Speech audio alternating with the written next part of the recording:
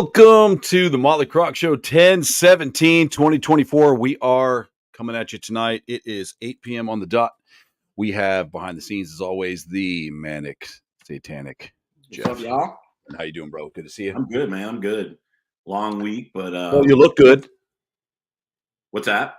You look good. Thank you, man. Back at you. Thank you. I cleaned my camera today, so that was Sometimes I try to get this one cleaned up and it'll like get foggy or it'll like zero in on something behind me, and then it's the weirdest thing. It'll like not focus no matter how many times I move. It's like, man, it's focused on this thing. So you unplug it, plug it back in. Yeah, sometimes it gets a little stupid. Pain in the ass for sure. It gets a little stupid. No echo, right? We're good tonight. No echoes? No echo at all. We are good. We are clear as a bell. You know what really fixed that was? Oh, I'm waiting on Brittany. Yeah, got a couple people popping in. It's kind of cool. There's a company called Heavies, which is these headphones. Mm-hmm. They are amazing.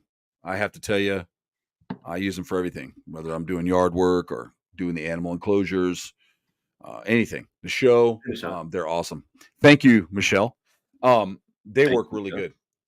So they have like a nice built-in piece. They got the wire, or you can go Bluetooth wireless with 50 hours of playtime. Nice. Well worth the money. I will have to check those out and possibly. Oh, yeah. I recommend it, Jeff, especially for metal music. It's the best. Yeah. You know, I love that. Yep. And it has a great thing called noise cancellation, which they call. Oh, I love noise cancellation. I forget what it called. It's called something here like something death activated. It's like this monster talks to you and as you turn it on, it goes activated. It actually sounds like what's his name? Vin Diesel. That's who it reminds me of. That's so funny. Faster and Furiouser. I used to when I was in respiratory school, I used to study at First Watch, and it was loud in there. I put my my Apple AirPods in, and it would just like all of a sudden the sound would cut off and I couldn't hear a thing. It's noise cancellation. Yeah, it's the greatest thing. Yeah, I need to research the technology. Yeah, it's I think it's a lot like I don't know if you ever used shooters earphone headsets that have the thanks, Bill, electronic turn on and off, so it dampens any noise over a certain decibel amount. So I can hear you talking next to me, but you can't hear the pops of the guns. Hey, Judy, what's up, Bill? Well, I think someone's knocking at the door. Hold on, ding dong, boop, and there she is. Who is it? So, hi. We have a cool show locked out, and Jeff and I were just touching base on some stuff while we're waiting on the star to show up with the show. Of course. We always have to wait for the star. Ladies and gentlemen, Brittany B. That's not me. That's Justin. He's going to be late. Of the show. Justin, late. He may not be here at all. What's up, Merlin? How are you, buddy? Good to see you. Hey, Merlin.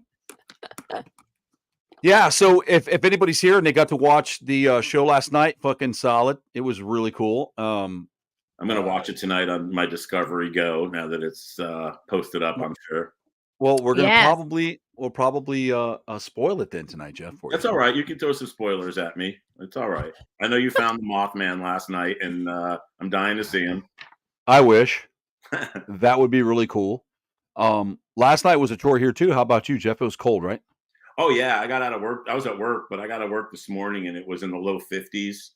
And I did not realize it was going to get that cold, so I raced home and turned on the heater in the garage for the animals. It stays pretty warm in there because of the house, but it was like low 70s, and I definitely need to pump that up. So it wasn't long enough to make like a super difference last night, so I didn't bring the tortoises in. Any of those kind of guys, 50 degrees. If it's going to be 50 degrees for 2 or 3 nights, 4 nights, too, lower than 50 degrees for the torts. Yeah, absolutely. And so, the mammals are a little bit different. They can have stuff. And Craig Warren said Justin trying urine was too much entertainment. Oh, see, now I'm pissed that I missed it firsthand. Like that's the first time Justin tried urine.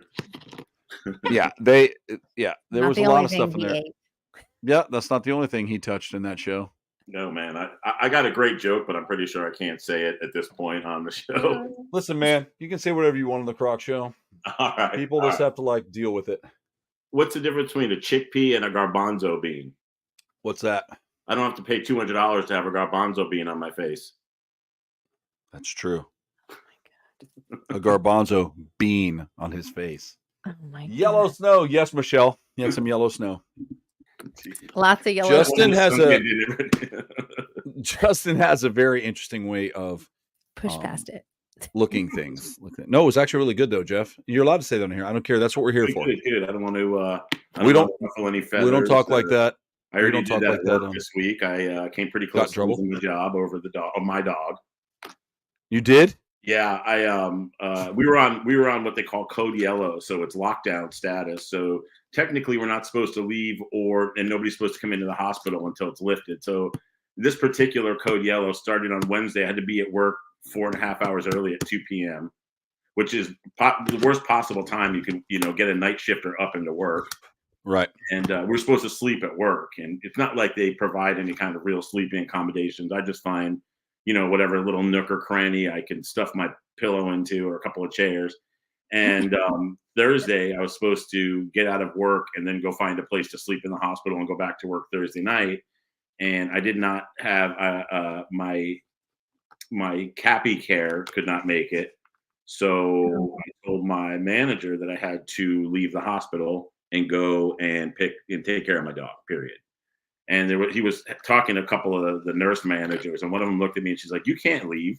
So you know how I am with stuff like that. I turned around and said, "Watch." It's like family. Yeah. Exactly. I said, what if your grandmother was home in the rain alone or whatever, that is exactly. family. And Captain, me and Captain have been through a lot of shit together. So I left, and nobody stopped me. They told me that I couldn't. The same ladies, and my manager just stayed silent. He's a very passive guy. The same two told me that I couldn't come back in until the code yellow was lifted. Again, watch me. So I told them, and my last words to all of them were, "Well, if I lose my job, I lose my job. It's my dog, and I don't care. I'm going right.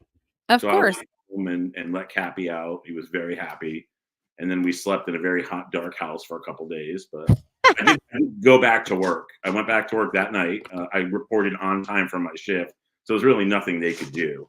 Right. I would have missed any work.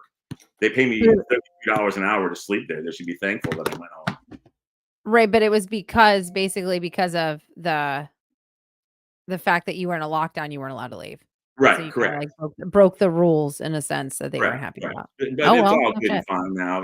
My job isn't threatened or anything, and so everything's all good. But it was a very long week. 3 days there felt like 10 days anywhere else because we were constantly at the hospital.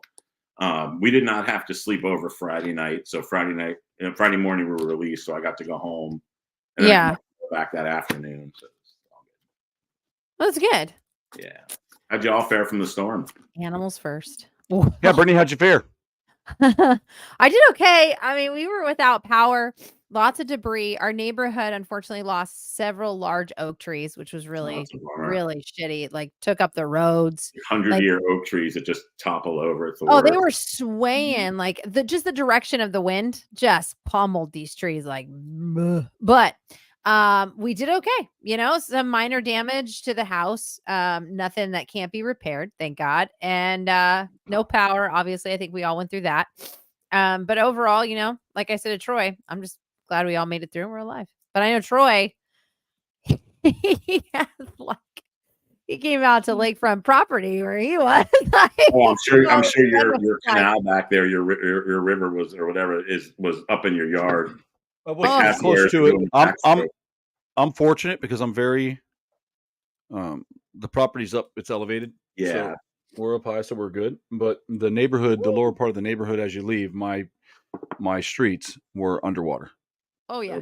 So it's still underwater. There's still water there. There's still like parts of the roads are closed over here in the neighborhood. If you didn't have I have the dually, but you couldn't get the cars out. So people were kind of stuck in the neighborhood here for a while. And we didn't get power for about I want to say 4 days, probably. Ricky just popped on and said he just got his power today. So nice, dude. Geez, but he lives over. But Ricky in a cardboard box. Yeah, right. But Ricky lives over in Pasco, don't you? Isn't he in Pasco County? He was in Pinellas. Maybe he's in Pinellas now. But I'm saying it's really I don't know where he's at now because he gets around. But in those areas like Pinellas, Pasco, and all that stuff, they got hit pretty hard on the coast. Oh yeah, my girlfriend works for Hillsborough County. And she's a deputy, the Pootie, and she had to man the shelter for she had to sleep longer than I did. She was away for like 4 days, sleeping at the shelter, and then they had to work 3 straight days of overtime escorting tanker trucks to gas stations. Good night. Yeah, those What was that, Britt? like all the gas stations up here were dry. I Oh mean, yeah, like yeah. And when days. the tankers come in, people come in and they get crazy because it's Yeah. and then she had to park in front of the underpass puddles to make sure idiots didn't drive through 6 feet of water, even though they did anyway. She'd be like, "Go around," and they just drive straight through. Did you see the videos of people that were like only in Florida where like everybody's like, oh my God, we had a hurricane. And then like they show like Floridians and it was like true. There were like people in canoes. They're Oh, yeah. like, anyway, I'm going to the store. And it's like, Right? I'm going we're just so kayaking. used to hurricane shit that we're like, whatever. It's My the yard is usual. the Hillsborough River now. I'm going kayaking. It's like, I'll take this up to the gas station, whatever they have in there. I'll grab it to eat. We'll make it work. Yeah, Like only in absolutely. Florida, I love the you get closed this, gas I get it. stations that just have whatever they have on the shelves. They're like, "Oh, my dinner's like a can of SpaghettiOs that's not hot, and a couple of Twinkies and some corn nuts." That's pretty much what it is. Cheez-Its go a long way, my friends. Wash it Cheez-Its down with a go a melted long. slushy. Oh, absolutely. Oh God, that's so gross. What's up, Rami? How you doing, bud? We did okay for the hurricane. I lost some big trees, but that's okay. Didn't really want them back there anyways. They blew the other way instead of to me, so that's good. Now I don't ever have to worry about them again, so that's good. They're away from my property and my wildlife, so that's important. Yeah, we ended up. Sorry, Troy. Go ahead. No, go ahead. We ended up taking on patients from a couple different hospitals that had to close. Our hospital, North Bay Hospital in Newport Richey, is right by the river in downtown Newport Richey. So they had to close because they were afraid they were going to flood. And Largo Med, somebody showed me a picture of the first floor stairwell, and the water was up past the basement into the first floor stairwell, and it was like 3 feet deep on the first floor. Crazy. Because it comes up from the bottom too. They get a lot of the seepage, and so I think Largo Med is closed for good. Oh God, that's terrible. Their system is so big, they'll just brush it off and buy some other hospital. Yeah, that's just terrible. That you always worry about that too, like during storms, or at least I do. I think about all of those things, like during storms. I'm like, God, those hospitals. Thank God for the built-in generators. You're like, our generator went down for a little while. They had to reset it. That's lovely. We had to stand by with all our ventilators with bags, so we could bag our patients till the vents came back on. Sweet. And we were what's that? I can do that. Yeah, it was dead on the night of the storm. I was I had emergency room all to myself, and EMS stopped bringing patients in around 9 o'clock because they couldn't get through, and then it didn't start again until about 5 a.m. So it was but we had no beds for anybody. So anybody that came into the ER that was supposed to be admitted was still in the ER a day and a half later. So usually send them up to the ICU or to the floors, whatever. And then I worked the ER the next 3 nights, and it got crazy. I mean, aside from like a lot of psych people, we were having like Baker Acts 2 at a time, a lot of trauma, like falls, tree branches hitting people in the head when they were cleaning up. Overdoses from those after hurricane parties. I mean, you name it, it was coming in. And at one point, what's that? I said, good Lord. Yeah, we had it was me with over 100 patients in the ER, and I was running around like a chicken with my head cut off. And I have to be at all the traumas and any kind of codes. Yeah, so, of course. Just call for backup. Yeah, of course. It's crazy. Well, I'm just thankful that all of us are healthy, happy, whole. We all have our homes. We made it through the storm, and now hurricane season should be. You know what? No. I'm not saying it. I'm not saying it. I'm not gonna jinx this anymore. For those of us Florida people here, I'm shutting up. Let's move on. Move to happier weather. So now we went right from hurricane season into winter.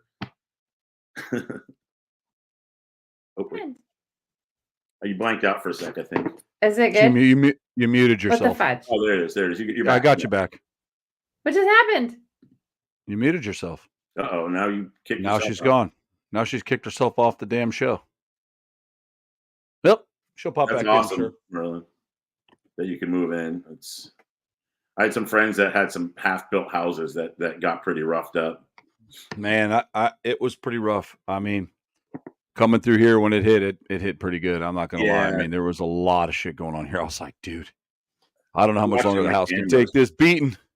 For sure, it was definitely a big one because a lot of times when I hear there's a hurricane coming, you know, I kind of be like, I don't believe the hype because so many of them are all talk, and this one definitely gave us a pounding. I mean, God, the roof got ripped off the stadium, the Rays stadium.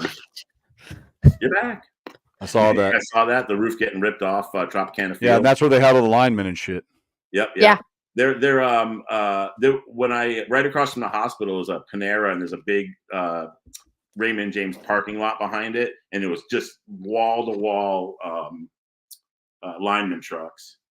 So, you know, it was. I wish I could have afforded to buy them all food or something. I mean, these guys, don't get me wrong, they're getting paid a ton of money, but they're driving out from California, they're driving out from the Northeast, from Texas, from everywhere. And, you know, they if it wasn't for them, I mean, I think we'd still all be in the dark. So, you know, hats off to those guys. They're a huge help. Yeah.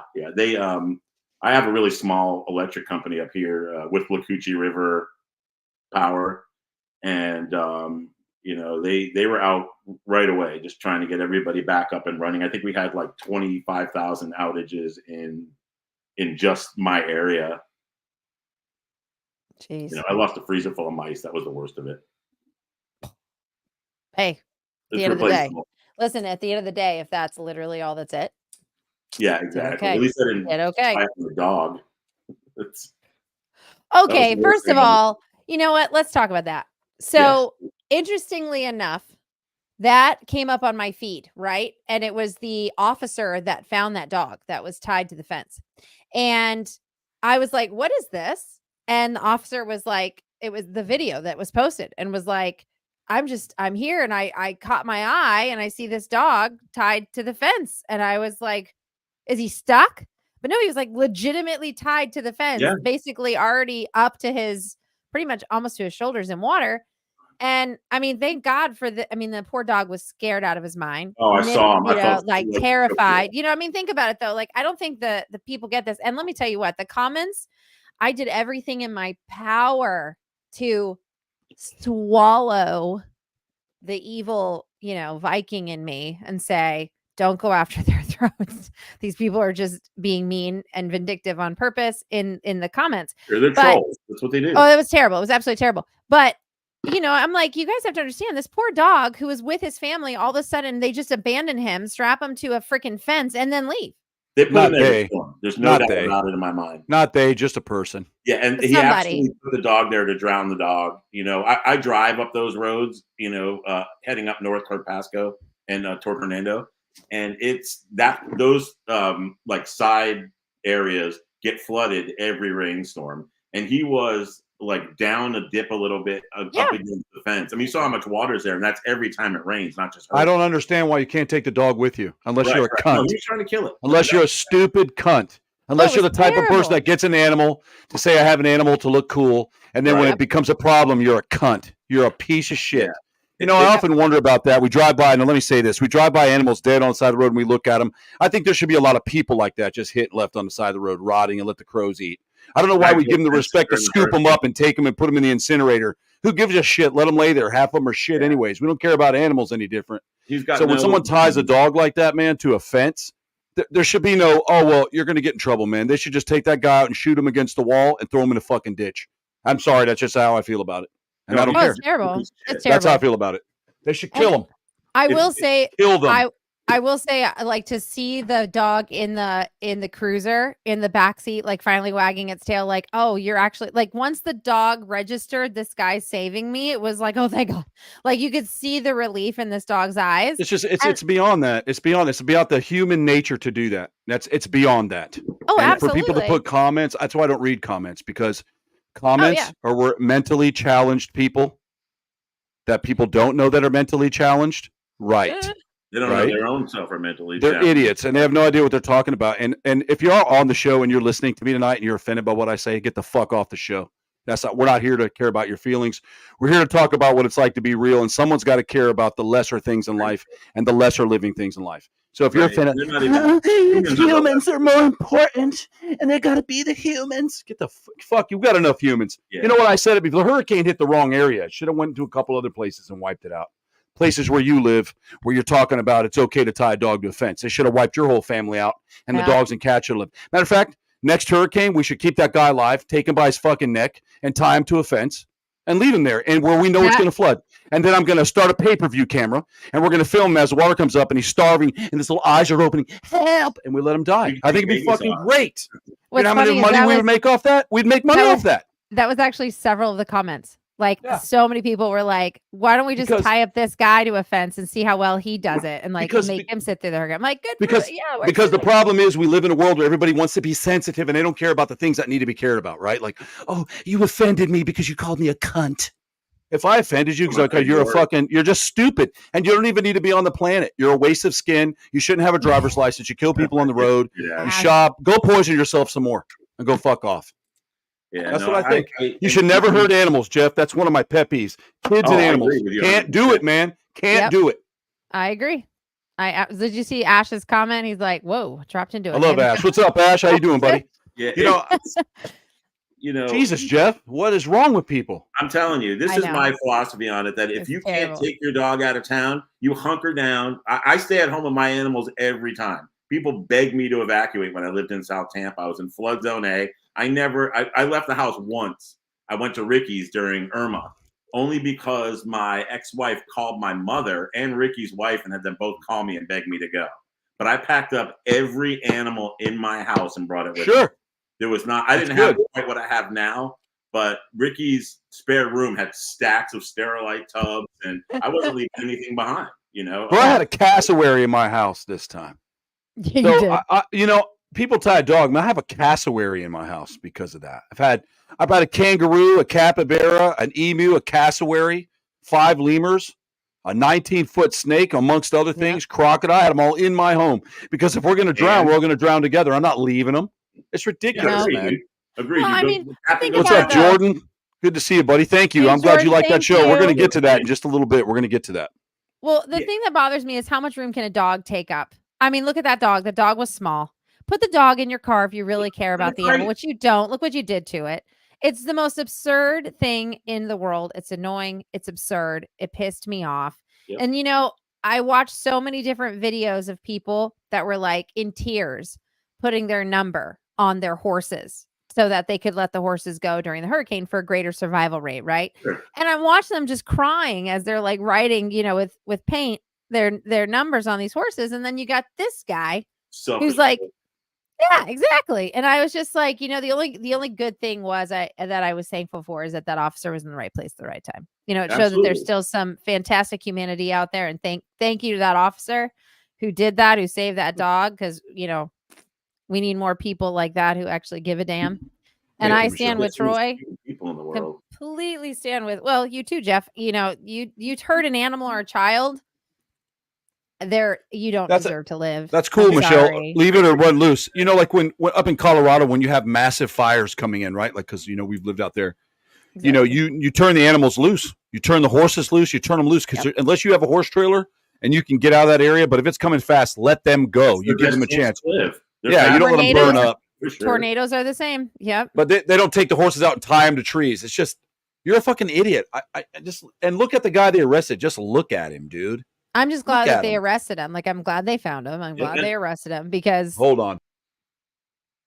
I hope they throw the book at him. I really do. I hope that they. Marissa. Marissa. Chalupa. Oh, wait till Troy sees that. No, I agree. Tattoo would look great. Charlie's tattoo.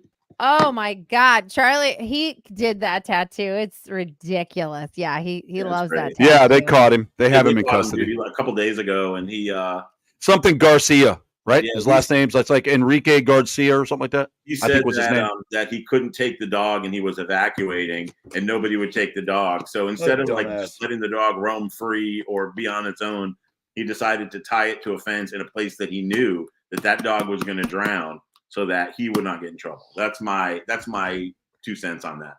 I probably. Brittany, you have 5 minutes left to talk about whatever you want, and then we'll start touching on the monster files. Nice. I don't really have anything else. I was just that was like one of the main like. You got me all upset, man. I'm sorry. I was upset too. You're not the only one. You're not the only one. I was very mad, and like I said to Jeff, the great takeaway from that whole story was that officer who was in the right place at the right time and did the right thing. He risked that dog's been adopted out. I think it was like Jeff's dog. I think it was just like it looked just like Captain. It was like Captain. Yeah. Who is enjoying his yak cheese right now in the living room and being extra good. So he's like, I don't want my dad to tie me to a fence. I know what to do. Exactly. It's not like I haven't threatened, but I would just never do it. Yeah, I was, I say stuff all the time. I'm like, gonna if you do that feed you again, to I'm the gonna drown sharks. you in the damn tub. He knows I don't. Yeah, exactly. Yeah, he's cool. I'm glad you still have him. I know it's a lot, especially with work and stuff. It was tough. He was. I've never considered, rehoming a dog before in my life, and I was very close to the end. But I'm like, I can't. I took this responsibility on, no matter what a little dick he is, because he's the sweetest, most loving dog in the world when he's not being an asshole. Which is, most of the time he's sweet, and he loves me. I love him. I would not give up that dog for the world. Yep. Every animal has their personality. You got to take the good with the bad, just like people. Just like people. That's what I mean. So it is what it is. Yeah, his name is Trooper now, that dog. So good for you, Trooper. Exactly. Yep, live a long, healthy life, Trooper. Long, healthy life, you adorable dog. You. But now let's just think about this for a second. That type of dog is not a cheap dog or a dog that you can just commonly acquire. It's going to be somewhere between 2,000 and 3,000. Right. Yeah. And it's not a dog that you just, commonly acquire. So he put some money into. I don't understand why he couldn't just put it in the car and drive with him. It's his fucking dog. Right. Bullshit. That dog must have had a terrible life, dude. I would have slept in my car with a dog if I couldn't have had a hotel that accepted dogs. Period. Agreed. It must have had a terrible life. Life. I'm sure. And now he's living the dream. I bet he's going to get the home of homes. Well, he's a star now. He's a hero. That's right. His picture and video is everywhere. He is like the hurricane success story. So that's amazing. Trooper. It is. I know. Marissa commented and said, Chalupa. What is next week's episode on Monster Files? Okay, Marissa, let's get into that. Brittany had us looking for something called the Thunderbird. Yes. Now that's all I can tell you about next week's show. Everybody knows what a Thunderbird is. Everybody knows. But that's all we can talk about. So that is. We can't talk about that. We can talk about chalupa cabras and chalupas, and we can talk about other things, but just not that one. Not till next week. You talk about last night's episode. I know. I'm excited to watch it. I'm super excited. I'm a fan. Well, they ended up having me and Justin at like 6,000 feet up in the mountains of British Columbia, in the snow. We were tracking a bear. Brittany was tracking something else, but we were tracking a bear. Yeah. Yeti. There was definitely some bears up there for sure, 100%. Mm-hmm. Some big bears. A lot of people don't know. Like we've talked about it before. They have grizzlies up in that area. Yep. You have actually touches on a couple things. You're going to learn what a growler bear is. For those of you that don't know, it'll be in the show. If you haven't seen it, the growler bears are a hybridized bear between a grizzly bear and a polar bear. For a while, people call them Pisleys, and I just think that's just a terrible name, a Pisley bear. It sounds like the Addams family's lost kid. Yeah. Well, it's weird because I didn't know this, but it was 11 degrees. Yep. Terrible. It was. So Pisley, if it's Pisley or growler, so here's a fun fact, right? So if it's a Pisley, the father was a polar bear, the mother was a grizzly. If it's a growler, the father was a grizzly and the mother was a Because I wanted to know, I was like, what the fudge is the scientific difference and why are there two different names for this animal? But it's because vice versa of male versus female. So I agree with Troy. I like growler way better than Pisley. Like, how'd you like to be the guy who has to go up and ask the bear which one was the polar bear and which one was the grizzly? Well, it's interesting that you say that because there was a guy out shooting bears, and he actually shot the first one that was ever found. I think it was back in 2006. Shot the very first one on record because it was a different color. I guess he wanted a big game or something, and he shot and killed it. But it was a survived hybrid bear. Again, I'm gonna say this. I'm not against hunting. If you want to hunt. I don't have a problem with hunting, but sometimes if you're out hunting and you see like a white elk go by, Yeah. or a albino elk or a jet black elk or a jet black deer, why would you want to blow? Just let it have its chance, man. If it was that light bear it was really, really light cream colored bear, made it all through that snow and whatever, just to get blown away. So someone he got in some trouble though, because there are certain bears you're not allowed to kill. And I remember he did get in some trouble. They didn't even know that they interbred and they did kill it. That's correct. That's how people are, Look, I mean, that's what's going to happen eventually if there's a Bigfoot. Oh, yeah, I know. They're going to shoot him, Jeff. And it's awful. Yeah, unfortunately, that is recognized. But I mean, that is the problem. I mean, I agree with Troy. There are like people that hunt and do it the right way. Right? Sure. Like they take their 3 deer a year, they live off the land, they're good. They're elks, whatever. I get hunting, it's fine. Yeah. Exactly. But I won't ever understand. And respectfully, you just have to respect my opinion. But trophy hunting to me, I think that's like a thing of a past and it needs to end because we have killed off. Well, that actually worked. It killed a lot of animals. That's what I mean. Extinct. It killed off so many animals that should still be alive. Exactly. And the elk of Ireland. The red deer. If we continue to do this, like the red deer's numbers and things like that are low. I mean, it's again, like Troy always says, it's not the animals, it's the people. So have these animals wouldn't be considered functionally extinct if we hadn't gotten in the middle of it and wanted to shoot them to have their face on our wall. Like if I actually just liked how somebody looked and I was like, man, look at this person. They have black hair and blue eyes. I want to just shoot them and put them on my wall. Do you know what I'm saying? Like it's so it's okay if you're going to eat them though. If you're going to eat them, it's all right. Yeah, absolutely. That's the other BS thing I can't stand. Well, like if I have to go hunt, like if I've already made it clear, like if I can't go because I like to go to the Mennonites and I like to get my meat and stuff from them because people know I'm a pretty heavy meat eater. But if we have any issues in this planet where they start trying to cut back our food source and I'm sorry, I don't think we're too far away from that. I think that there's some powers that be that are pretty ridiculous, and there's a lot of weird shit going on all the time. I'll go hunting.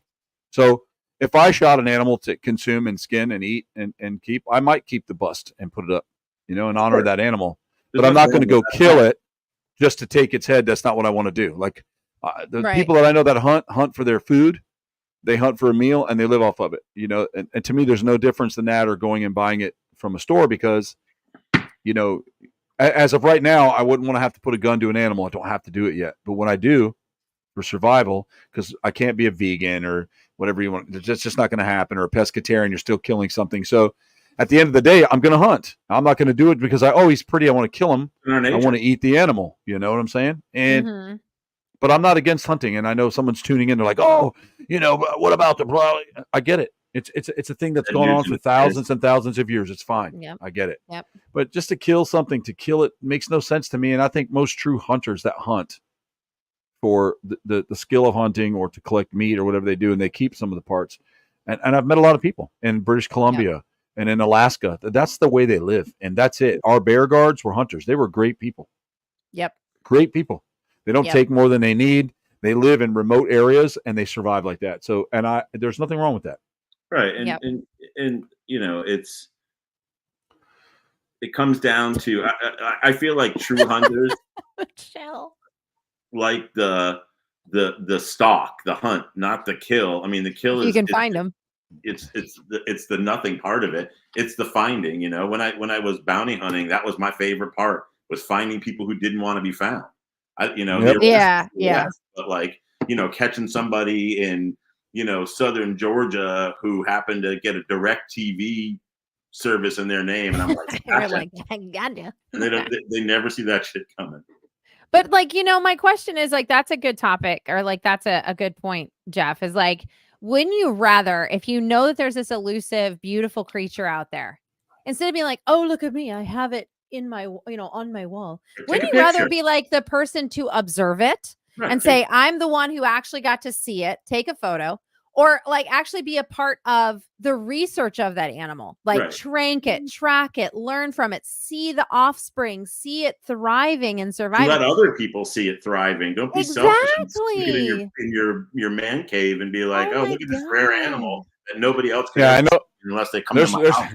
There's probably people are going to be pissed off about that. It's free world out there. We're hunter. You're going to get that too, and it's okay. It's okay. It's a free country. I wouldn't do it, but you can do whatever you want. That's up to you. And I don't have to agree with it. Like I have people that don't agree with my work. They think it's stupid. They poo-poo it away and they laugh in my face. And you know what? I don't care. It's not for everybody. Yeah. That's trophy hunting is not for me. Let me break down. I'm not hurting animals. Right. Let me break down Brittany's work for everybody. I just want to say. Okay. What Brittany does, it takes somebody who's got a want or a wild imagination to try to find something that may or may not be there. Okay. It's for me. If I see something, then I know it's there. But also, you have to find it as mysterious. It's like when you're a kid, and the movie Stand By Me made a lot of sense. All those guys got together and they wanted to go see a dead body. Yep. They weren't sure if it was going to be there, but they went to go see it just so they could see the dead body. Nobody talked about it. Nobody called the cops. So it's that great exploration. I'm not going to say that being out in the woods wasn't a really cool experience, and did some things happen up there, that I can't explain. 100%. I think there was, we were really far away. I mean, Brittany had to show up, meet us by helicopter. So we were really out there. And I think that, there's really, God only knows what's out there. You have 7 million acres and you have 13% of it documented. We have no idea. It's so dense. You can't see it with satellites. You can't see it with air stuff. You have to penetrate it by fleet. You have to foot penetrate through there. And the problem is you're documenting you're logging this down, and you're seeing things that you're not used to, because we live in our worlds that we live in are very small. And I think that I was awoke to that when I went out there. I spent a lot of time in the Everglades. I really have. I mean, I'm from Florida. I'm from South Florida, so I understand the Everglades.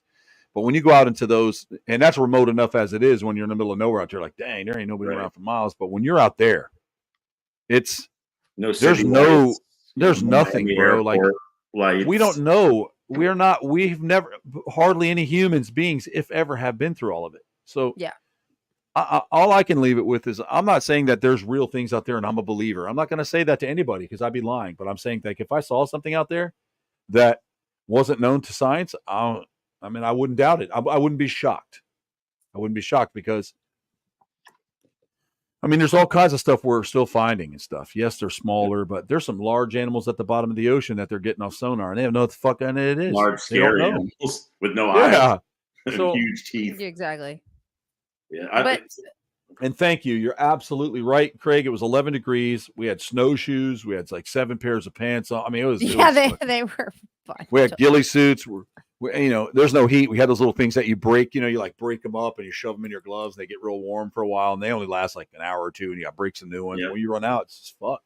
Oh, long johns are where it's at when you're out there. So like it's just a lot. Me and Justin had to do some snuggling. Me and Justin found a hole. We dug this little hole out and snuggled in this little moss hole together, and then some shit fell. Yeah. See, I'd have paid to see that. I'd have joined like the full Discovery Channel to see that shit. Like a dude, like a fucking, like hey, something Jim. like got either thrown by us or down, whatever. What's up, Jim? And this you tree fell. I was like, boom! I was like, all right, we're done. A bear sandwich spooning. It was crazy. You'll see it. You'll see it. My favorite line was when they were walking away, because we're off doing our own part of our field work and they're off doing their own field work. So actually getting to see what Troy and Justin did and were doing was actually really fun for me. I was so into it that I was like, it's commercial. Well, let me like, I was there, but I wasn't there. You know what I mean? Like, I wasn't with them. Michelle. So it's cool to see the other side of the investigation as far as the bear side goes. Like, it was just so cool to see. Well, let me say this. There were some statements that were left in there, like, and I'll explain why I said them. Because when Justin and I are in a tight situation, we resort to humor. Okay. Yes. Because it really eases the stress, right? And that's really, what's up, Flavia? How you doing? It's really good, and I think that you say some funny things. So all of us here, including Flavia, are familiar with the movie Predator, right? Yeah. That's really funny, Craig. Justin Cornelius. Yukon Cornelius, yeah. I love it. The movie Predator, the Native American in that movie, the Indian dude, when he looks over at Schwarzenegger and he goes, I don't know what's out there, but it ain't no man. Right? So when I was walking with Justin, I was like, I don't know what's out there, but that ain't no bear. You know, I was just making a joke to him because we were walking with our backs turned and they left it in and people were like, oh my God, he doesn't think it was a bear. Look, I don't know what it was. I really don't know what it was. All I know is a giant ash tree landed by Justin and almost like hit him in the arm. That's all I know. It was pitch black. We have a crew with us. We were by ourselves. We were probably 100, 200 yards away from our crew. We had radios because we're on a total separate side. They're obviously insured, so they're not going to be put in the same spots we're put in to get this type of footage. And yes, sometimes they get pissed off because me and Justin will go somewhere and then we forget to turn the camera on. Right? And so I'm sure there was a lot of that because, you know, we're in the middle of doing stuff. Like we're in the middle of doing like, what the fuck? Let's look at this. What is this? You know? And then you have to remember you have to turn the camera on because we're forgetting that we have an audience that wants to see us doing that stuff. Yeah. Now, keep in mind, folks, I'm a real person. Brittany's real. Justin's real. They didn't find us in a catalog. I've been working in wildlife for a long time in my life. It doesn't matter. I've worked with Flavio Morrissey. He's one of the best in the industry. We've always been out there doing stuff like that. And there's going to be people like, oh, these guys are rich. He has a pentagram on his shirt and he does this. And I sure fucking do. I work in a lot of different ways. You don't have to look like G.I. fucking Joe.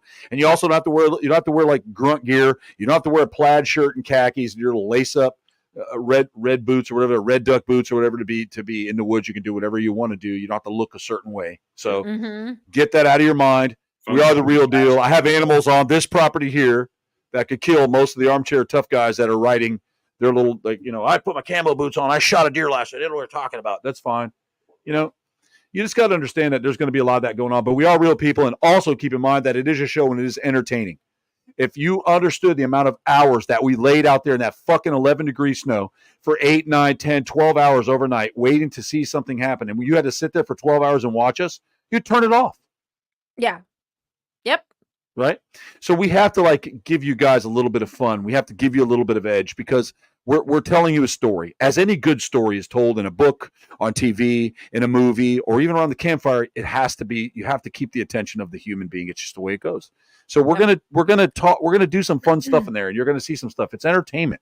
It's not like, they wouldn't have done that in the college, and they didn't use the right vial. Brittany used the red lid vial and not the blue lid vial. The red lid vial means that's a chromosome deficiency. And if you use a blue glove, that's not silicone, that's plastic, and that contaminates the hair. It's like, look, guys. Yeah. All right, we're in the middle of fucking woods. You're lucky if I pick something up to shove it in the glass in the first place, because I really don't want to find anything out there, for one, because all you're going to do is try to kill it if we know where we find it. And number two, if we do find it, I don't know what it's going to do. It could rip our fucking arms off, butt fuck us, and throw us in the woods. Maybe I don't want to find it. Right? Bears coming up on people in the woods isn't always a good thing either. No. Especially when it's right. Listen, folks. What we were doing was at the end of the dead of winter when the bears started coming out hungry as fuck. Yep. That's yep. Okay. So that doesn't always make for a good time. Huge. Those bears were huge up there. Like huge. Listen, Ash, when you start looking like a country boy, I'll start looking like a country boy. Okay, guy? I do love what Marissa said, though, because she's 100% right on that. As someone who's in the jungle a lot, she sure is. Animals have learned how to incognito from humans, and that includes large mammals. I've had jaguars think about, yeah. Jaguars they're a whole other ball game too, and that's their home. Like, you know, if you break in my home and I hear you come in, I have a better chance of finding you than you finding me. I can tell you that. So Absolutely. It's the same with crocodiles, Marissa. Crocodiles are extremely, extremely aware of the people that come in to see them, and they're extremely aware of their surroundings, right? So even when they're in an enclosure, they know that area better than you do. They can be hiding and you don't even see them, and you know they're supposed to be in there. So it's just a wide variety of crazy shit sometimes. Yeah. Crazy. That's the thing is like, I'm just going to get off camera for a second because it's acting up. I'm still here. Okay. What's really fascinating is like, you know, when you're in the woods and you're in the field and you are like quickly trying to work on your feet and you're grabbing stuff, especially when you're collecting samples, you immediately are like, where's my glove? You slip your glove on. And then unfortunately, when you're collecting to hit the road and now you've been collecting sample after sample after sample after sample, you might run out of your vials or your envelopes and you have to like makeshift stuff to put your samples into. Because you're like, I have all my pelicans with me to store everything properly and make sure that they're properly, collected. But the biggest thing is like, I don't think the general public, which which is fair. The general public they don't understand how a DNA processing works. But to actually pull one of the questions that was well, you coming can fill up me in because I don't even think I know how to do it. with the yes, you do. I walked you through it in the show. But no, I don't know how to do it though when it goes to the lab. I know how to put it in a little thing. Oh, I mean, I've never like sequenced there's DNA. some cool stuff in the lab. I don't know either. Yeah, no, the labs are amazing. Yeah, Jeff, I have no idea. To actually see them sequence DNA is actually really fascinating. But I think the general public has this idea in their head that it's like so simple. Why don't you just put it in the bag, get your answer? It's like it doesn't actually work like that. Like DNA can break down differently and how it's collected and how it's preserved. So like we have environmental DNA, like eDNA. When I got asked this morning about Jeez Louise, Marissa. I got asked this morning about, well, did Justin at least collect DNA before eating the urine snow? And it's like, okay, first of all, there's multiple problems with urine in snow already. And then the breakdown of the actual sample from the environmental eDNA, environmental DNA is relatively a new part of DNA sequencing. But the problem with it is that where they were to be able to collect that and get it back to a lab, which you have to collect it. And I know Marissa will agree with me, if it's environmental DNA, especially in snow, the longer it's in that type of harsh environment and obviously different temperatures and gauge, you have to get that quickly back to a lab. But to be honest with you, how am I going to write this? Like, the degrading factor of the sample of the DNA to sequence out of that would have been nothing. It would have just come back and been like, there's not enough viable source within this DNA in the snow for us to even test. Probably you know so what I mean? washed out from the snow. And you would have just come back with a vial of water. Justin would have been like, somewhere in here was urine. But I mean, that's not the type of evidence we're looking for. Yeah. I mean, it's just not the compounds and the breakdown of it. This is not going to work. I just appreciated the fact that somebody was like, hey, did he get DNA? Because that just showed me that they were watching the show. They were interested and they thought it was funny that he tasted it. But it was like, those kind of questions I do like getting about like the DNA sampling and sequencing and like, did they collect it or whatever? But I mean, I'm sitting there going, do you know how many times like I've collected samples? And no matter what you do, no matter how great and pristine you think you collect them, it's tough. There's always going to be something that when it says inconclusive, people, that doesn't mean unknown species. Oh my God. And let me give you another multiple reasons that didn't. Let me give you another thing, guys. It's hard to find. Listen, in this journey that we've been on out here and all that time, I seen a wolf the size of a goddamn school bus just yoke 140-pound deer off the goddamn ground like it wasn't shit. That, my friend, and it was by itself. And its crew was coming in. When those things run up, you're fucked. Now, yeah. What I was going to say was, too, about you have to remember that when we're out there, guys, there's certain times that we're alone, and other times we have an entire crew with us. You got these two guys that walk around and do whatever they're told, right? You got microphone guy. You've got the DPs, the camera crew. Amazing staff we had. We had an amazing crew, a very well-skilled crew. And I'm not just saying that because they could be here. I love each and every one of you. John and Jake, all of you guys were awesome. Byron, I love you guys. You guys were the best. They knew how to be quiet. They knew how to keep it. They were great. Fucking awesome. On your shit. And Jake was probably one of the best cameramen I've ever met. Like, seriously, he was great. So was John. They just knew how to. In any environment, they were like, they knew. Yeah. And the problem, and let me just give you this behind the scenes, because I get pissed off sometimes in the field. I do. And so does Justin, or so does Brittany. And these guys were there with cameras in their face, and they knew how to bring us down off that ledge, and we were mad because you got to understand, it's not like we're just walking out there and then next thing you know, they're powder puffing fucking makeup on us and shit. I don't get to wear cool makeup until I get home and do the Croc show. But out there, it's totally different, Exactly. Right? Same here. And getting dirty, and it's cool. And like, I've heard people say, oh, I love it.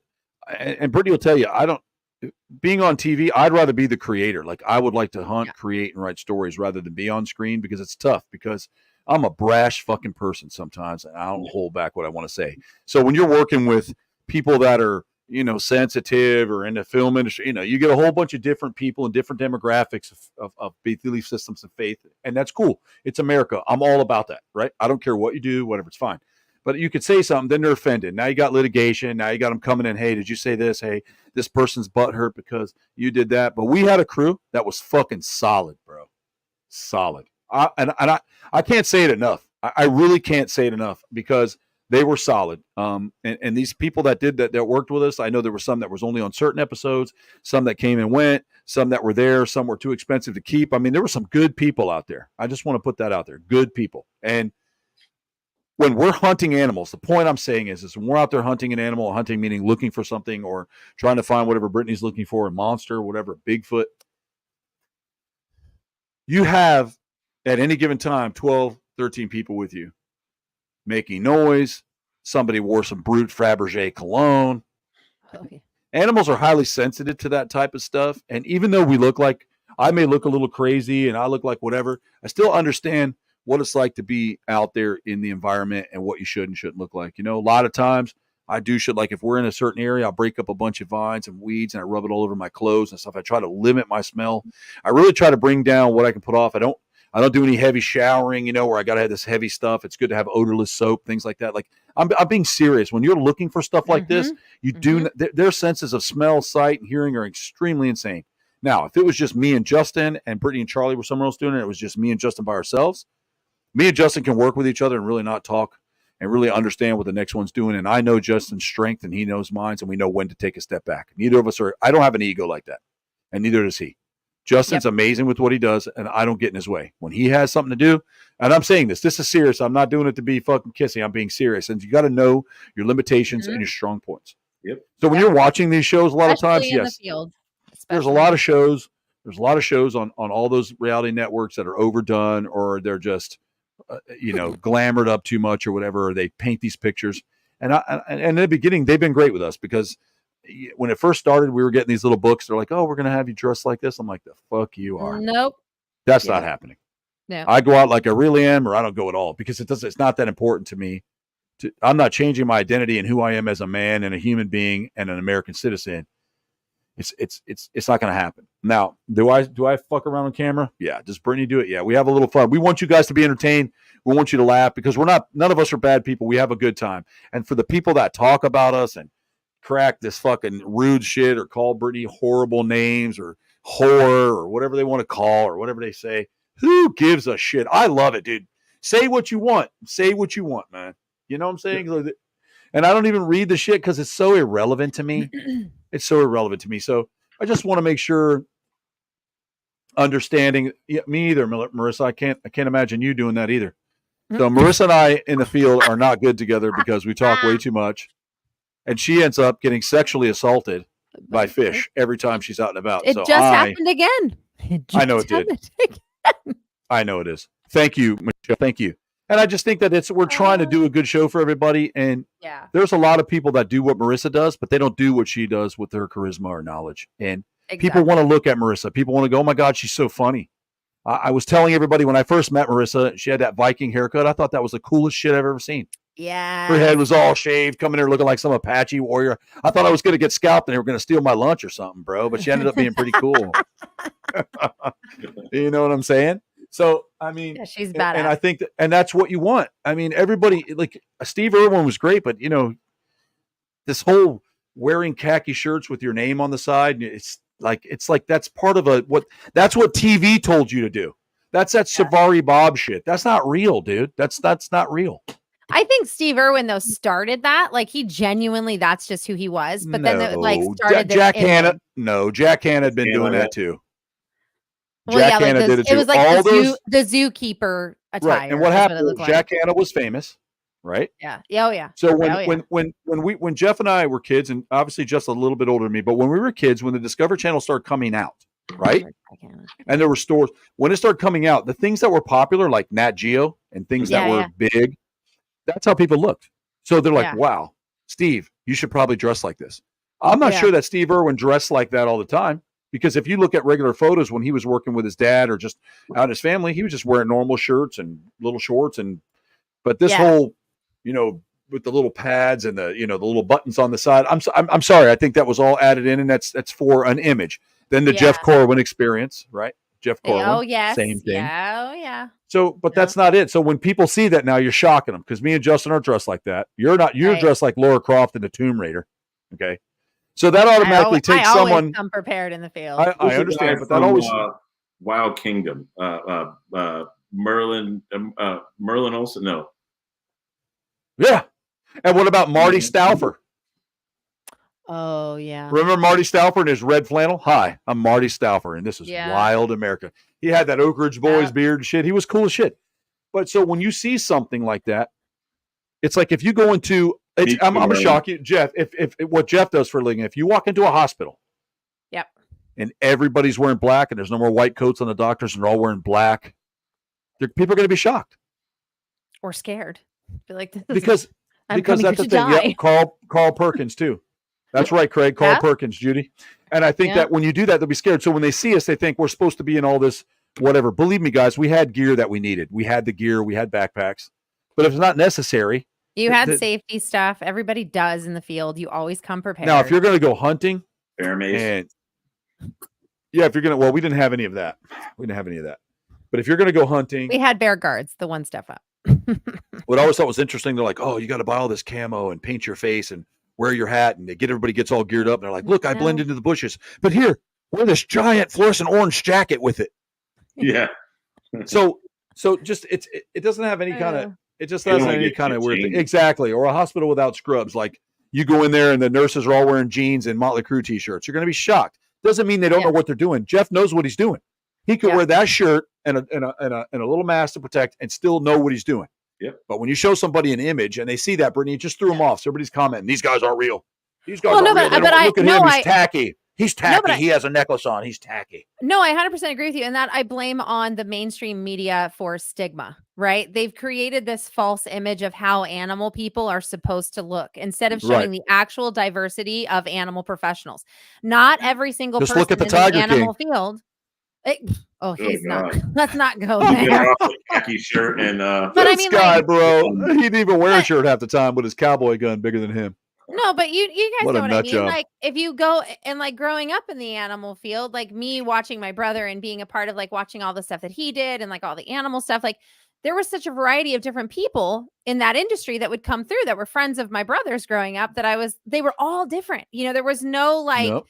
I didn't have an idea in my head that, no, this guy can't be the real deal because, he's not in khakis. He's not, presenting like a teleprompter.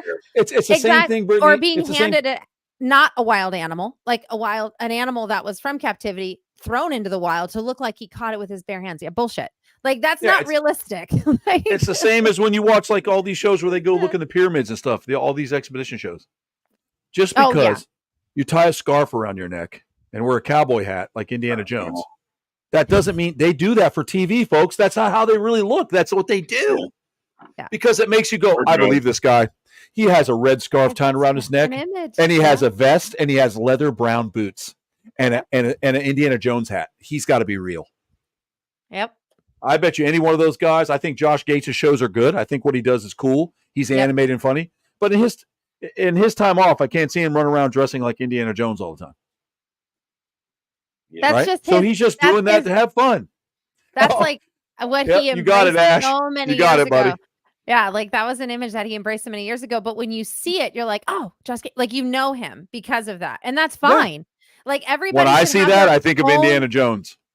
But that's what I always think. Indiana Jones made that look a thing. I'm sorry, there was that did not was there was no. I saw Indiana Jones. I saw Indiana Jones, the first one, in the movie theater with my parents when it came out in the movie theater. And nobody looked like Indiana Jones. The best scene is when that big guy came out in the red and started swinging that sword around, and he just shot him and walked away. Oh my god, dude! Everybody they uproared about that though. People were pissed. They're like, "That was wrong. That was wrong." Awesome. I'm like, it was hilarious. The best scene in that entire movie. When you think it, like Indiana Jones is like the Highlander, there can be only one, and Indiana Jones is somebody you can totally like idolize as like a character. It is. You know what I mean? That is so true. That is so true. And it is. It really is. Thigh-length. I think Brittany and Ash should collab. Helmet look, and maybe like some little khaki shorts and those socks that go up to your knees. That's what a true adventure looks like. Listen, that's an elephant for an umbrella stand.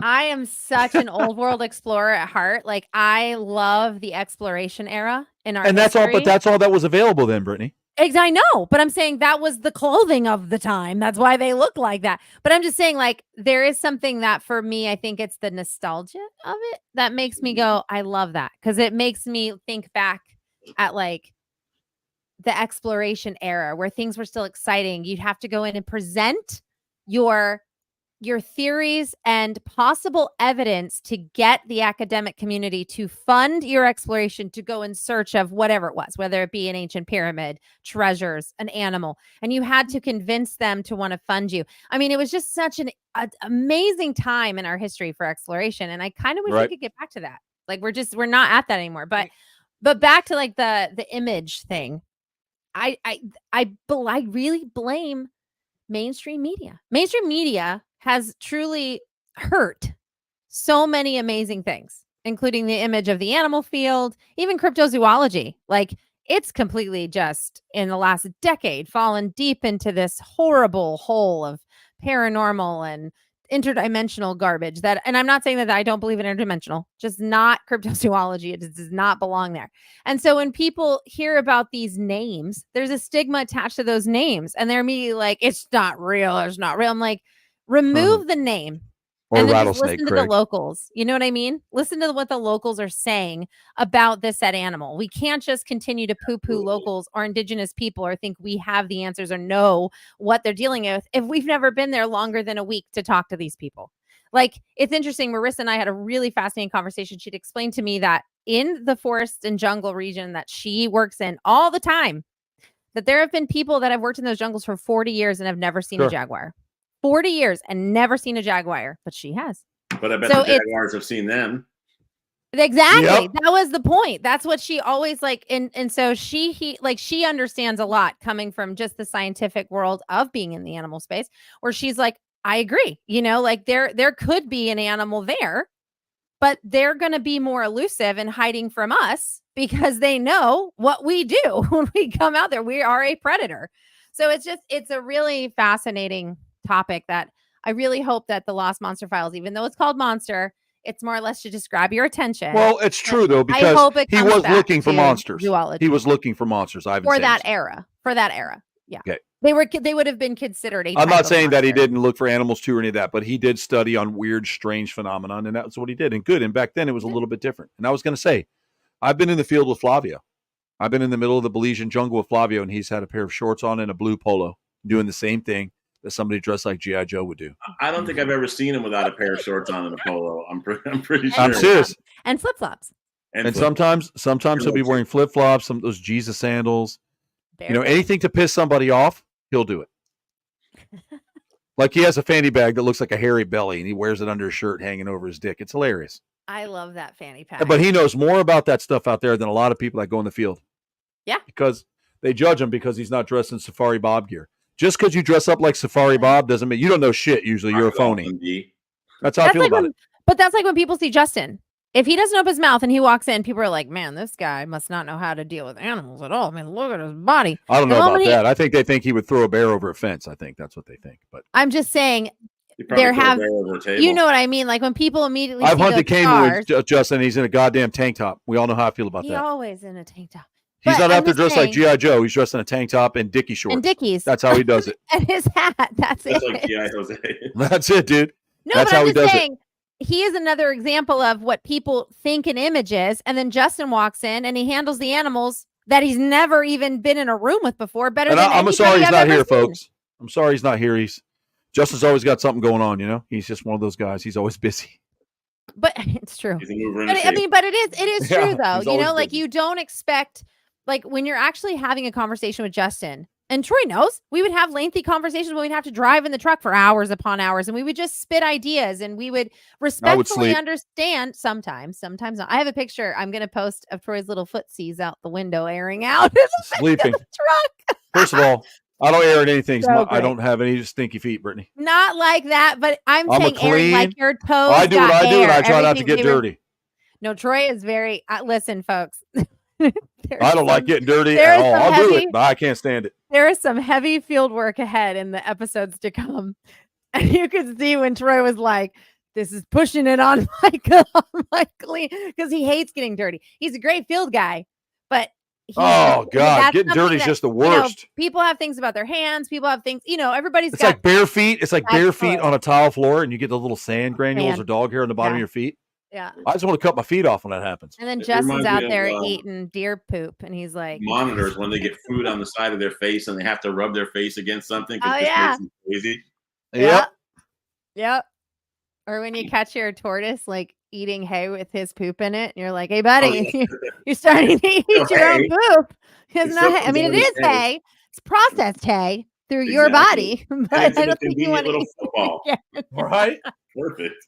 I always love turtle poop. Like turtle and tortoise poop is the best. Well, actually, turtle poop is really hard because it just kind of dissolves in the water. But tortoise poop is so fun on land to find because you're like, tortoise poop. Look at these little nuggets of fun. Like it's so funny. Ball. Looks like a basket, pretty much. Yeah, you're like technically you could still reheat this. Gotcha. I'm gonna throw this back into the other guys. Yeah, I don't know about that. No, I'm joking. I'm just saying they're little hay balls. It's funny. Little grass balls. The little tortoise shits? Yeah. They're just they're not little here. Grass. No, not with your guys. Yeah, like that big, maybe. Yeah. Well, yeah. We have one that lays one the size of fucking junior footballs here. Name him Nerf. Huge. Big motherfucker.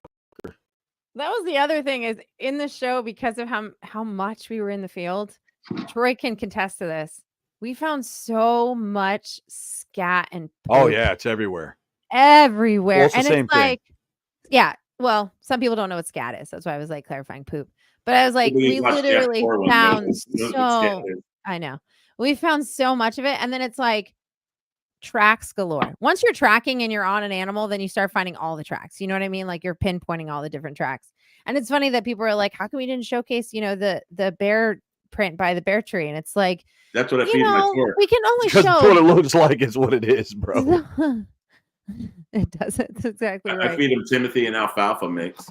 Yeah, that's the best. TNA is awesome. During the TNA and Timothy and darkness, alfalfa. that's what darkness ate. During the wintertime, I feed pure alfalfa to my tortoises, big ones. Yeah, fattens them the fuck up, gives them those big head bulbs.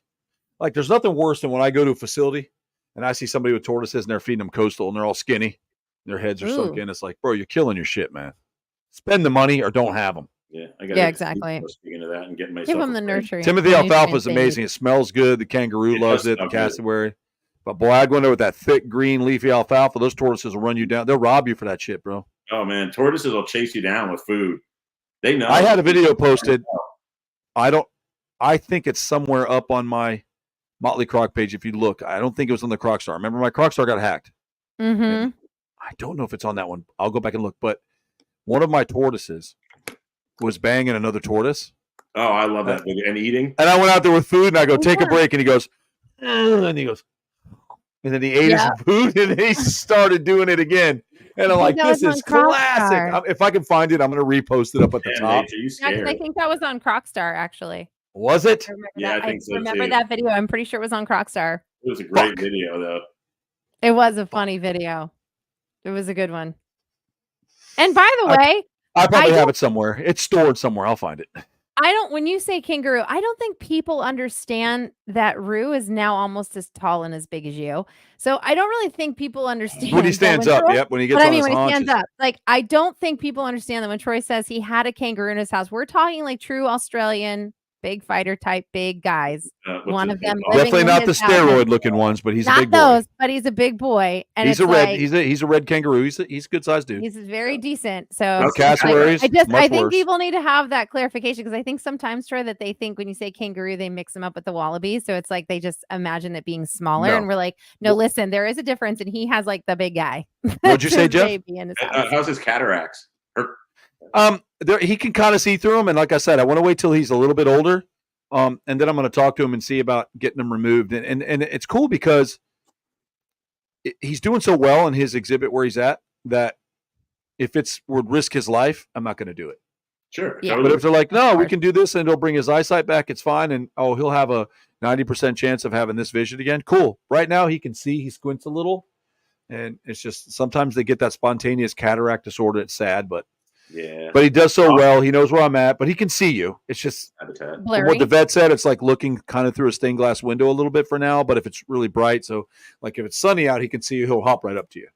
If it's nighttime, I take a flashlight and I shoot it on the ground for him, and he sees the light on the ground. He goes to it, and then I give him his stuff. But he really knows his environment really well, so he knows exactly where. It's real big and wide.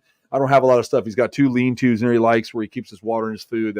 And he lives with the big tortoises, so they're all out eating together, and he's got buddies. And sometimes he'll be laying on his back in the middle of them, scratching his chest. Yeah, I have that footage on my page. I filmed of him in the house. Cappy was in the pool swimming, and then Rue was just sunbathing, like freaking Marilyn Monroe, just scratching and eating. Yeah, because Troy's pets aren't pets; they're roommates. Exactly. I mean, you got to look at it like that. Exactly. They're like your dog. They're like Cappy. They got to be your buddies. These are like family. But you can't keep them inside. Like they can come and visit once in a while, but it's not good for them. They like the dust, and he's got his little dust bath. He likes to get in his little clay bath, and then you got. The cat bear likes to be in the water all the time, and you got to make sure he's put back in his enclosure at night. He can run around a little bit, but he doesn't like Daniel, and I don't want him killing Daniel. He's a big boy now. Yeah, that's funny. I wonder why he doesn't like Daniel. I don't know. He gets like that. He doesn't like my dad either. He just picks people he doesn't like, and that's it. He just doesn't like you. It's I really don't know. It could be a smell. It could be the way you look. It could be the way you did something. But he's a male. He's just got the big hump on his nose, his gland. He's a big male, and so I just make sure when people come over, he's there, and I can tell how he's acting. You can just tell. He's just so cool. But he got Daniel. Cool. He got Daniel. He jumped up, bit Daniel in the thigh, bro, right up by his sackle. Ooh, boy. I said, yep, we're not going around him no more. No more taking care of him, sack boy. You almost lost your sack. It would have been terrible if he would have lost one of his testicles, but it would have been funny too. It would have been a crazy story. Could you imagine, like, one day? Like, what happened? Daniel got his nuts crunched by the capybara. Around my neck. Be like, I'm never losing this ball. It's staying with me. God. Yeah. Cappy would have bit right through it, bro. It would have been terrible. Make it like a tattoo in honor. They have extremely strong jaws, capybara. I like one of my coworkers came up to me the other day, like, oh, you got to see my patient upstairs. He's got a snake tattooed on his dick. I'm like, you're a respiratory therapist. What are you doing looking at his dick? Yeah, that's weird. Okay, that's weird. I'd be like, I'm good. I don't need to. Yeah, no, it's good. I've seen the snake. I've seen the dick. That's all I need to know. It's fine. Yep, that's it. We're good. What do you got? Thanks for telling me. Good. Exactly. Thanks for letting me know to stay out of that room because, Exactly. Kind of don't want to be involved in HR tonight, if you know what I mean. Thank you very much. Yep. Thank God there's no HR here. We're coming up at the top of the hour. We're at 1 hour and 13 minutes into the show. So next week, guys, the Thunderbird episode, Wednesday night at 10 o'clock on Discovery Channel. Make sure you check that out. Yep. And then on Thursday night, we're back. We can talk about it. And then we'll come back on Thursday. Be caught up by then. Well, I'll be caught up on last night's episode by then. Yeah, I didn't want to talk too much about it because you're here. And I don't know if anybody. All good, man. I still want you to be like, oh, fuck. I already know you guys survived because you're here with me, so it takes all the mystery out of it. Yeah, we made it. We made it pretty good. But yeah, I think that Justin's not. Maybe Troy left him on the summit. Yeah, no doubt. Justin was left behind. I'd be more worried about the chupacabra than Justin. Really. My favorite part is when they're like, Roy and Justin are on the summit. I love that shit, dude. It makes me laugh. Like, where's this guy's voice come from? Heaven, God. And if you saw it air the first time, it's been corrected. But the narrator said Troy and Justin were 2,000 miles above sea level. I'm like, 2,000 miles above? What the fucking hell? Dive. So Brittany called the owner of the production company, and they nipped that in the bud. Now, if we say that, it's stuck in there forever.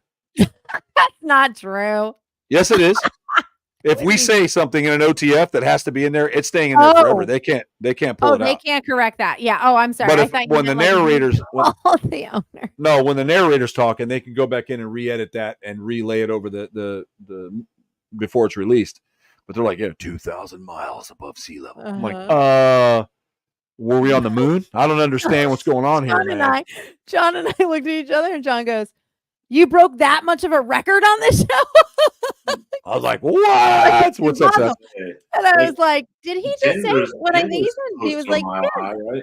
So it's like Oh like yeah, Denver. something feet or Yeah, Denver's a mile high. Can you imagine 2,000 miles above sea level? We're at the moon, bro. Mars. We're on the moon. You die of, you get there's no oxygen 2,000 miles above sea level. I know, we're gone.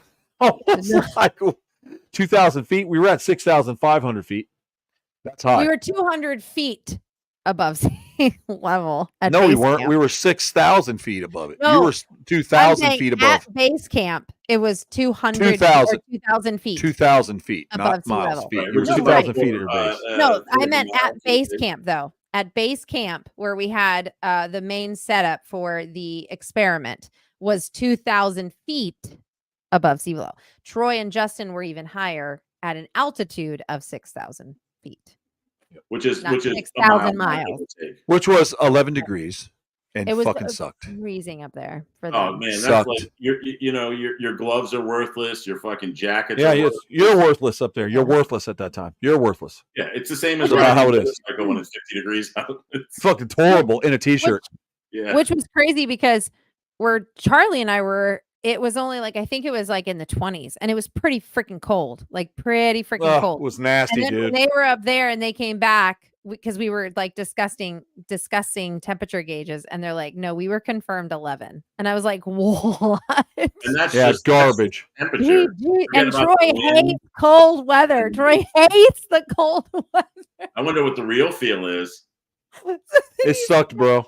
He stuck him in this ice cold temperature. Like, I think you have the 5 and the 2 mixed up, Michelle. I think it's 5,286 because a mile is 5,280. Oh yeah, Denver is the mile high city. They call it the mile high city. Yep, for sure. Yep. Just switch the 2 and the 5, and I think you got it.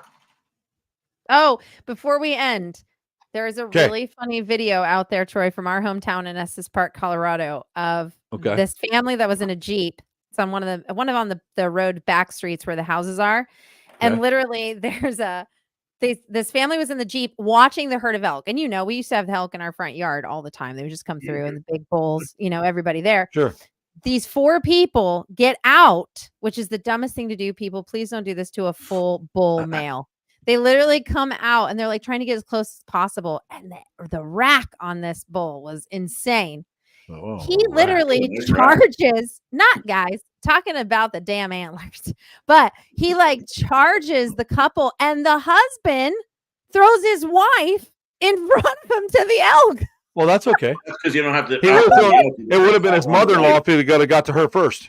Oh my God, listen, it was just the funniest thing. And the guy in the Jeep was like, what are you doing? And he's like still filming. And the elk like looks at him again, and he kind of like looks because he's like, what are you 4 people just doing here? So he like false charges, like again to be like, back up, like don't come any closer to me.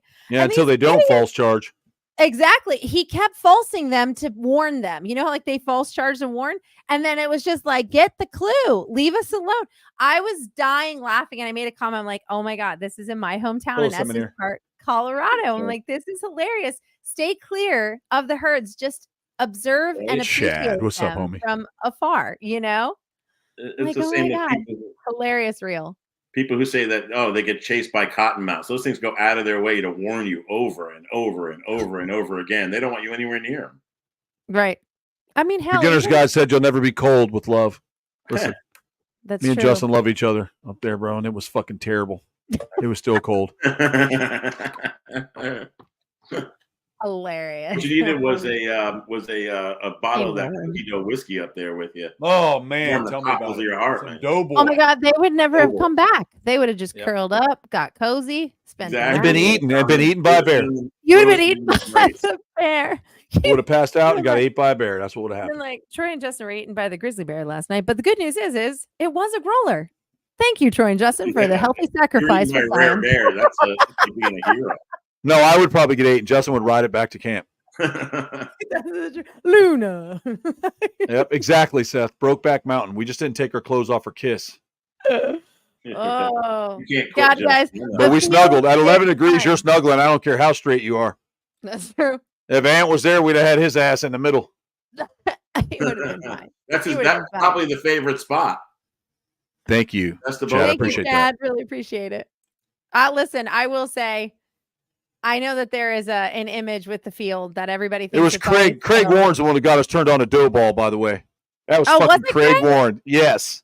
I really wish I Yep. could try it, Craig Warren Craig, but just it's got turns me on, chocolate in it. He I brought it. can't He try brought it to it. Croc Fest, dude. He's like, no. You got to try this. I'm like, oh my fucking God. Here's a new problem unlocked. I just want to I have say a bottle here. It's good shit, but I just put it in eggnog, Craig. I think of you every time. God, cookies little and half- cream. Oh, man. Too much. Brittany, you're muted. You muted yourself. There you go. You're back. You just muted yourself for a minute. But anyways, let me go ahead and wrap it up. You bet, Craig. It is. Thank you. And if you come up with something good again, I'll be glad to try it for sure. But yeah, guys, so check it out. The show's coming on again next Wednesday. I hear you, Brittany. You're good. You're good. You're here. We hear you, Brittany. Can you hear me now? I'll let her pop back in. But yeah, so next Wednesday, the show's coming on again. It's going to be about the Thunderbird. It's a really good time. We met some great people up there in Pennsylvania. One of the witnesses we talked to, really stand up dude, really cool guy. He was awesome. Grab my food. I'll be right back. Yeah, you're fine. I'm just going to go ahead and close it down. Go ahead, bud. Go get All right, yourself. y'all. It was great. Yeah. But yeah, we're going to go ahead. Jeff's going to go ahead and grab what he's got for food being dropped off, but we're going to go ahead and shut the stream down. I'm back. That's fine. And we're going to say goodnight. Check us out next week. Thunderbird. Great people up there. Can't wait to see it put together. Remember, we're watching it the same way you are.